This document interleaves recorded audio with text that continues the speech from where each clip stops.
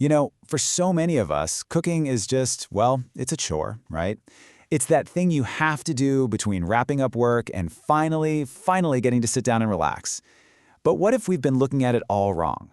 What if that daily grind, that thing on your to-do list, actually holds the key to being more creative, feeling less stressed, and even getting healthier?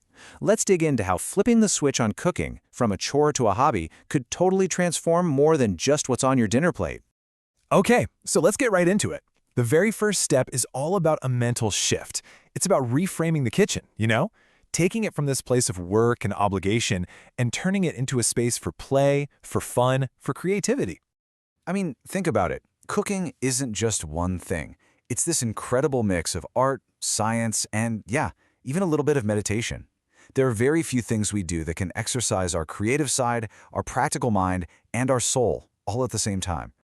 So, what do you actually get out of this? What are the real rewards when you start embracing the kitchen? Well, this next part is all about the recipe for well-being.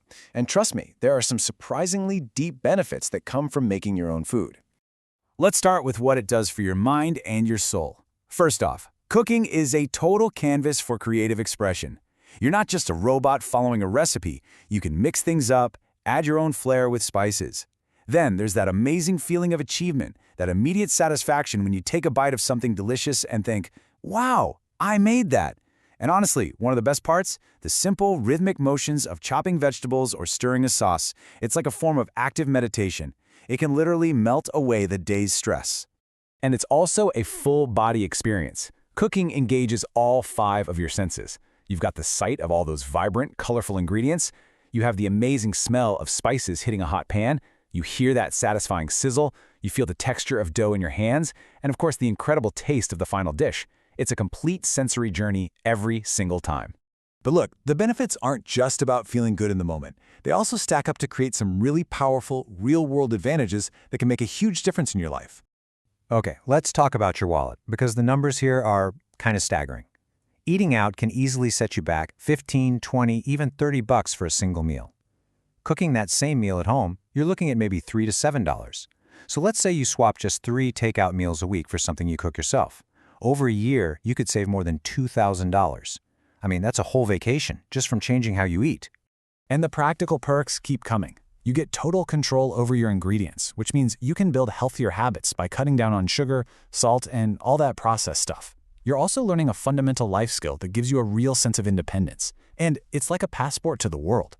You can explore different cultures right from your own kitchen, one delicious dish at a time. Of course, let's be real for a minute. It's not always a picture-perfect dream.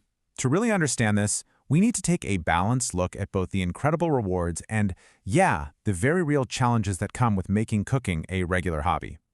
It is so important to weigh both sides here. The pros, they're huge. Better health, more money, a confidence boost.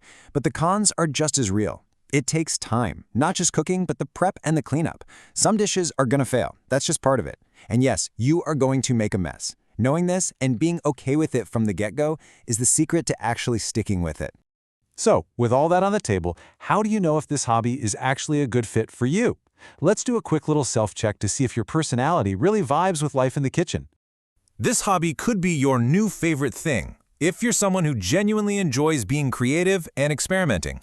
If you're motivated by the idea of a healthier lifestyle, or if you just love the thought of sharing food with people you care about. If you're someone who values practical skills and has the patience to enjoy the process, you're probably on the right track. Now, on the flip side, you might want to think twice if you truly cannot stand cleaning up a mess, or if your schedule is already bursting at the seams. If you're someone who will always choose convenience over everything else, this might be a tough sell. And a lack of patience for that inevitable trial and error phase, that can be a real hurdle. So, if you've weighed the pros and cons and you're thinking, okay, I'm ready, let's do this, then the big question is, where do you even start?